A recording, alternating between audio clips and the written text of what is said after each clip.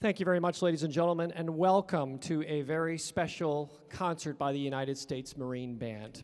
Many of you may know that the Dream Hour was one of the longest-running radio broadcasts in American history, and it featured the United States Marine Band. It ran from the 1930s through the 1950s and through the period of World War II. One of the unique things about this program was that the music that the band played on the programs was actually determined by the listeners. Listeners would write in each week on postcards, and they would say which pieces they wanted to hear, and then the band would play those pieces. And in fact, all of the music on today's reenactment program is music that was among the most popular in these original Dream Hour broadcasts.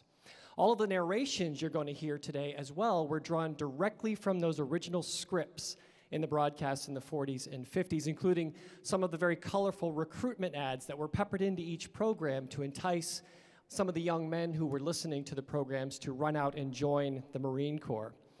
Many of these programs were conducted by our former director, William F. Sandelman, and I believe, I was told just before the concert, that we have some family members of Colonel Sandelman in the audience. Is that correct? Are we here somewhere?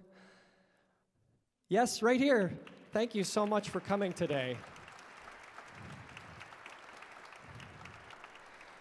The Marine Band has such a long history and heritage, and it's so wonderful to be able to share that with you today. Thank you for being here. Our guest broadcaster, guest host for today, is a Washington, D.C. native, and indeed he is an absolute staple of the cultural arts scene in our nation's capital as both a radio and television broadcaster and even as an actor. Robert Aubry Davis has been heard on public radio and on satellite radio and on television for more than 40 years. And his program, Millennium of Music, is a program that traces the 1,000 years of music before the time of Johann Sebastian Bach, and it is currently broadcast on stations across the globe.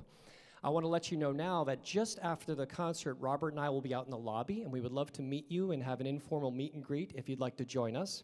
But won't you join me now in welcoming him to the stage to begin our broadcast. Ladies and gentlemen, Robert Aubry Davis.